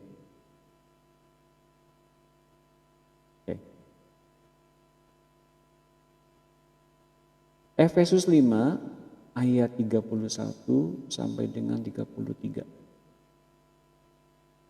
Sebab itu laki-laki akan meninggalkan ayahnya dan ibunya. Jadi laki-laki ninggalin ayahnya dan ibunya dari rumah dan bersatu dengan istrinya. Sehingga keduanya suami istri jadi satu daging. Jelas ya? Rahasia ini besar, tapi yang aku maksudkan ialah hubungan Kristus dan jemaat. Nah, satu hal bagi Bapak Ibu sekalian yang melihat satu masalah ini, biasanya laki-laki yang tinggal dengan mamahnya akan menjadi laki-laki yang gak mandiri, menjadi laki-laki yang sukar dewasa. Biasanya sih gitu ya, tapi gak semua. Biasanya gitu. Dan kemudian kalau si laki-laki tinggal dengan mertua, yang punya rumahnya adalah mertuanya, si laki-laki tinggal di situ. Si mertuanya seringkali merecokin terus di rumah tangganya. Dan biasanya akan terjadi perceraian dari situ. Nah, ini perlu kita betul-betul telusuri dan berhikmat. Bagaimana cara mengatasinya? Kalaupun memang nggak bisa ditanggulangi, mesti satu rumah begitu terus. Yang tahu duluan berhikmat agar resikonya nggak muncul jadi satu petaka dalam rumah tangga dan keluarga. Ada pertanyaan atau ada kesaksian? Kemarin ada seorang wanita yang mengalami KDRT minta pertolongan pada kami, Pak. Dia mempunyai 4 anak. Kami tolong, setelah berbincang ternyata dia adalah istri ketiga. Suami cerai nggak jelas dengan istri-istri sebelumnya. Pada saat itu saya bingung bagaimana menasihati wanita ini. Berceraikah dengan suaminya itu atau kembali dengan suaminya kembali sampai terakhir dia berbaikan dengan suaminya dan kembali ke rumah suaminya. Bagaimana kalau seperti itu, Pak?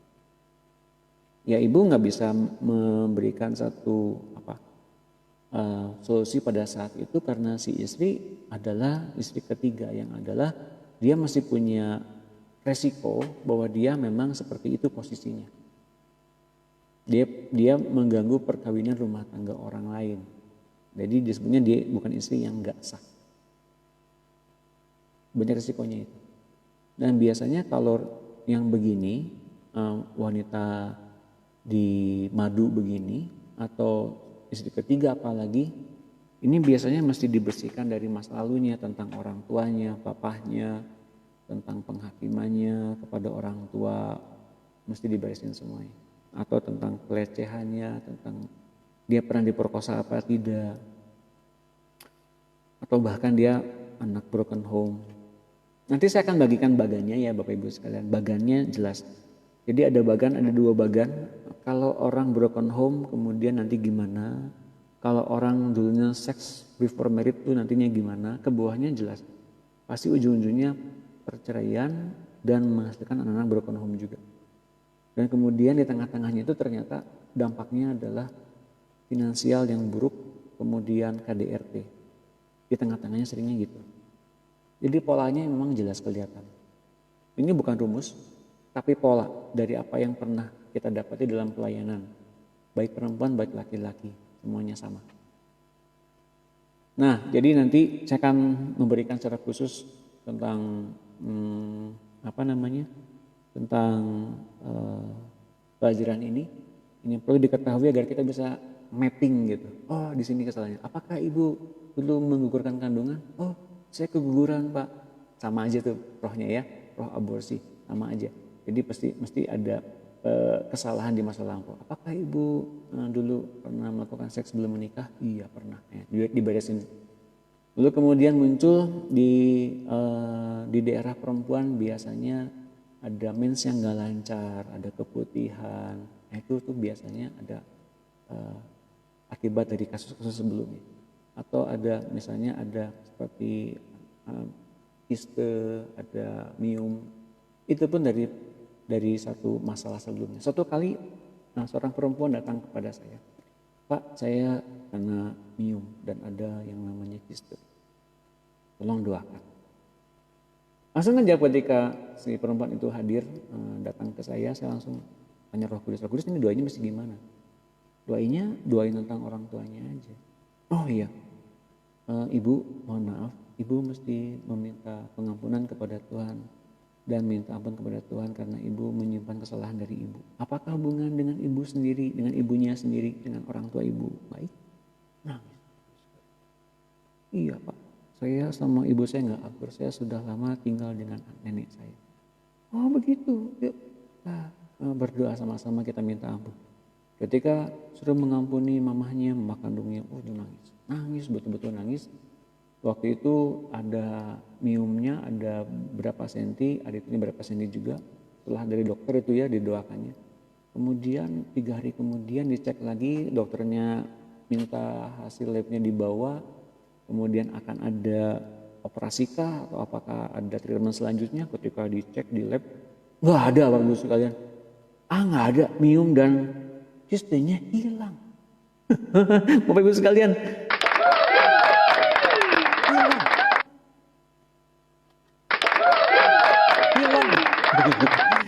Ternyata dari luka batin dan sikap atau hati yang gak mengampuni.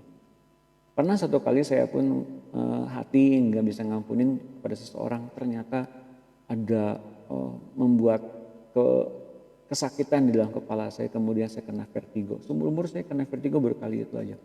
Ketika saya pelepasan sendiri, aku hapus semua hati lama yang nyimpan kesalahannya, nyimpan hatinya orang yang penuh dengan orang-orang yang sakit hati ini. Keluar untuk muntah 2 karya saya. Wah, Bapak Ibu sekalian betapa bahayanya kalau kita nyimpan kesalahan orang lain, nyimpan lewat hati yang lama. Hati yang lama itu buruk sekali, mesti dibuang sama sekali. Jangan sampai nyimpan yang begituan lagi ya. Sumber segala penyakit. Ya mudah-mudahan jelas ya Ibu Monica Bangun, penjelasan saya panjang tapi mudah-mudahan jelas. Mesti dibereskan banyak. Ya nanti kalau saya ke sana nanti kita doakan bareng-bareng. Ya. Kemudian di dalam berikutnya ya. Seorang ibu janda yang sudah lanjut usia akan merasa kesepian bila tidak melakukan sesuatu yang berguna. maka ia akan terus-menerus berusaha menjadi ibu bagi anak-anaknya. Jadi merhatiin anak-anaknya, nelponin, kalau nggak nelponin marah. Kalau kalau apa namanya, kalau dia marah. Jadi dia menjadi orang yang pundung gitu. Pundung itu apa ya? Orang yang sakit hati, orang yang nyimpan sakit hati dan luka di dalam hatinya. Karena dia seolah-olah merasa fungsinya dirampas oleh para menantunya. Aneh ya, kok bisa begitu ya? Ibu-ibu janda begini harus mau merelakan hak itu yang sudah harus diserahkan kepada istri anaknya. Karena istri anaknya itu udah jadi penolong yang sepadan bagi anaknya itu ya. Itu udah. Jadi para ibu-ibu yang sekarang ini sudah mempunyai cucu yang anak-anaknya nggak merhatiin, please jangan sakit hati kalau anak-anaknya jarang ngelaponin atau anak-anaknya jarang sukar dihubungin, sibuk sendiri, ya jangan sakit hati ya, karena anak-anak mungkin lagi sibuk ngurusin sesuatu, mungkin cari buat mata pencarian mungkin ya. Jadi ibu-ibu tolong jangan dulu curiga bahwa mereka meninggalkan ibu, atau bahkan sikap superior ibu untuk kembali memposisikan sebagai ibu bagi anak. Itu sudah dilepaskan saja kepada istrinya gitu ya. Setuju? Amin. Bila kiranya Tuhan menguatkan ibu-ibu sekalian di sini. 1 Timotius 5 ayat 3, hormatilah janda-janda yang benar-benar janda. Ayat 4, tetapi jikalau seorang janda mempunyai anak atau cucu, hendaklah mereka itu pertama-tama belajar berbakti kepada kaum keluarganya sendiri dan membalas budi orang tua dan nenek mereka, karena itulah yang berkenan kepada Allah. Selesai di situ. Bapak Ibu sekalian,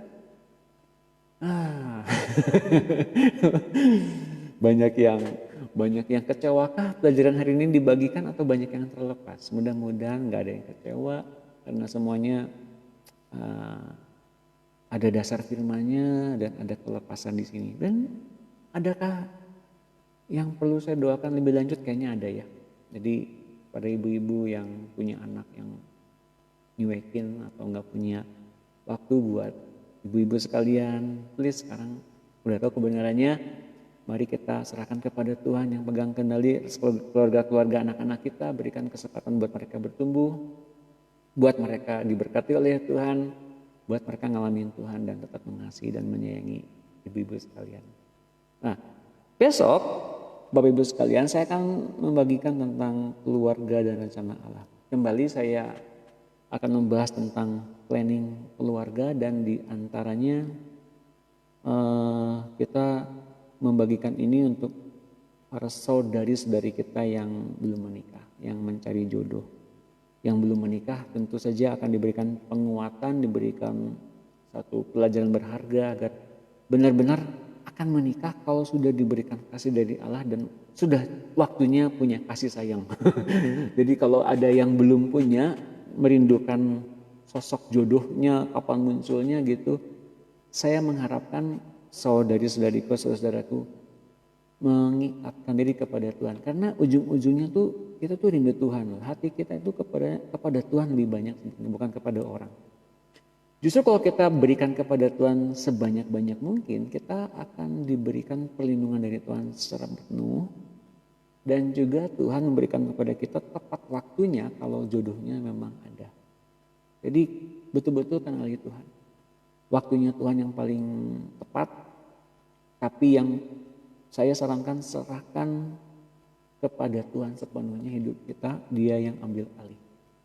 Kalau perlu hatimu yang pengen kawin itu serahkan kepada Tuhan agar lebih cepat lagi dapat waktu, dapat jodohnya. Yes, seperti saya. Tepuk tangan lagi dong. Nah, lagi ya. Ya. Jadi sekarang ini yang pernah ngalamin kecewa, yang ngalamin luka batin, atau yang mempersiapkan untuk menikah, apapun itu, yang penting ini ngalamin Tuhan dan ngalamin jadi tunangannya Tuhan. Apapun itu, boleh pacaran maupun itu jadi mempelai, entah itu mau kawin atau sekarang, endingnya sama kok, jadi mempelai Kristus ya enggak. Jadi sebetulnya ujung-ujungnya engkau jadi mempelai Kristus. Sekarang kita doakan, Tuhan saya mau jadi mempelai Kristus. Oke? saya mau hidup, saya serahkan semuanya kepada Tuhan. Tuhan yang ambil alih, Tuhan yang take over, Tuhan yang tentukan kapan saya jatuh cinta. Walaupun nanti ada jodohnya tepat yang Tuhan inginkan. Jodoh itu pasti diperuntukkan bagi kita masing-masing, gak mungkin bagi orang lain. Oke, mari kita berdoa, kita tundukkan kepala. Haleluya, haleluya, haleluya, haleluya. Tuhan, kami bersyukur, berterima kasih atas waktu-waktu ini, waktu-waktu yang indah kami mengenalmu sebagai sahabat. Bukan saja sebagai sahabat, Engkau adalah mempelai pria, Engkau adalah kepala kami, Engkau adalah juru selamat kami yang menyelamatkan kami dari pikiran yang sia-sia, pikiran-pikiran yang pendek, tapi kami sedang dihiasi, sedang didandani dengan elok oleh-Mu. Kami bersyukur Tuhan, kami dijadikan sebagai mempelai. Kami sedang dipertunangkan kepadamu, kami sedang dipercantik, diperindah, diperkaya dengan segala standar-Mu. Kami bersyukur dan berterima kasih akan hal ini. Tuhan, kami menyerahkan semua hidup kami kepadamu. Yuk sekarang yang mau doa sama-sama dengan saya, ikuti kata-kata saya. Tuhan Yesus, saya serahkan hidup saya semua kepadamu. Ambil alih Tuhan. Engkau adalah kepala. Engkau adalah juru selamat kami. Kami selamat karena perkataanmu. Kami terikat kepadamu. Buat kami ngalamin Engkau. Roh kami mengalami Engkau. Buat roh kita bersama-sama menyatu manunggal di dalam tubuh ini. Kami berterima kasih Tuhan. Dandani kami, kuduskan kami, dan khususkan kami jadi mempelai. Kami bersyukur segala masa depan kami dan segala masa lalu kami taruh di bawah kaki-Mu. Engkau adalah Tuhan dan Juru Selamat saya. Kalau saya nanti akan mengalami hal-hal yang baik, persiapkan hati saya. Dan kalau saya ngalamin hal-hal yang buruk di kemudian hari, Engkau juga siapkan hati saya. Yang penting saya ngalami Engkau Tuhan, mengalami kasih. Dan ketika saya mengalami lawatan-Mu yang dahsyat, orang-orang sekitar saya semua ngalamin juga kasih. Rebah oleh kasih-Mu. Kami bersyukur dan berterima kasih. Roh Kudus, materikan tepat dan benar perkataan ini. Engkau lawat setiap anak-anak Allah pada sore hari ini. Lawat mereka satu persatu. Lawat mereka dengan kekudusan-Mu. Lawat mereka dengan kegemilangan-Mu, kemuliaan-Mu terus. Sampai mereka ngalami betul-betul kelepasan. Yang terikat dengan masa lalu, yang terikat dengan luka batin, dengan akar pahit. Tentang anak-anak, tentang menantu, tentang mertua, tentang pasangan hidup, tentang mantan pasangan, tentang pacar, mantan pacar, dalam nama Tuhan Yesus. Yes, tentang orang tua. Orang tua yang gak bisa mendidik, orang tua yang pemabuk, orang tua yang peminum, orang tua yang melakukan kekerasan, orang tua yang kasar. Engkau hapus semuanya di dalam nama Tuhan Yesus. Yes. Atau ibu-ibu yang meninggalkan anak-anaknya, ditinggal oleh ibunya. Ibunya mati sejak masih kecil. Beri anak-anakmu ini pengalaman ngalamin siapa bapaknya, siapa bapak rohaninya, siapa kepala bapak, siapa Tuhannya, siapa kakaknya, siapa pengasuhnya, pelindungnya, siapa yang menolong dia di masa-masa itu. Mari Roh Kudus, mari Bapak Tuhan Yesus, Engkau semua yang meliputi mereka, meliputi kekosongan mereka, meliputi kehampaan mereka dengan kasih-Mu yang besar. Tudungi mereka, liputi mereka dengan kegemilangan. Di dalam nama Tuhan Yesus, biarlah lawatan-Mu terus mengerjakan hal yang indah. Sepanjang hidup ini, sepanjang malam ini, sepanjang sampai dengan Tuhan datang yang kedua kali. Mereka ngalamin Kau sungguh-sungguh. Ngalamin Kau yang dahsyat. Yes. Buat mereka mengalami dan melihat masa depan mereka sebagai rancangan yang penuh dengan damai sejahtera. Rancangan yang sukacita. Mereka tidak diperkenankan lagi oleh-Mu. Bersungut-sungut atau marah-marah. Beri pada mereka hati yang baru. Hati yang benar-benar bersyukur seperti Hana. Hati yang terikat menjadi satu komunion seperti Hana. Hati yang bukan saja berdoa tapi benar-benar ngalamin satu pribadi penuh manunggal bersama-sama dengan Allah. Seperti Hana. Kami bersyukur lewat kasih-Mu kami dilindungi, kami diberikan kemuliaan, kami dihormati. Kami bersyukur dalam nama Tuhan Yesus. Temukan kami esok hari dengan pengalaman yang lebih menakjubkan. Kami boleh sharing, kami boleh dibangun oleh setiap pengalaman-pengalaman ini. Dan kami tidak sendirian, karena banyak orang ngalamin di luar sana. Ngalamin Engkau Allah yang hidup, Engkau Allah yang luar biasa. Terpujilah nama-Mu di dalam nama Tuhan Yesus. Kami mengucap syukur. Haleluya. Amin. Terima kasih atas perhatian Bapak Ibu sekalian, dan ada inbox yang masuk, saya belum sempat lihat. Mudah-mudahan nanti saya akan balas satu persatu, dan kalau ada inbox yang menakjubkan saya akan sharing di sini dan kiranya menjadi saksi dan kekuatan bagi Bapak Ibu sekalian. Salam-salam dari saya Bro Pujai dari Kudus. Pak Mulu ini gabungnya jam 5 dong gabungnya ya. Tapi thanks anyway udah gabung. Terima kasih sudah memberkati saya Pak. Memberkati ya Pak Bro Pujai dari Kudus. Terima kasih juga Bapak Ibu sekalian. Sampai jumpa kembali besok di jam yang sama 17 WIB bersama-sama dengan saya Doni Yunus dalam Pemuridan Online. Selamat malam. Tuhan Yesus memberkati.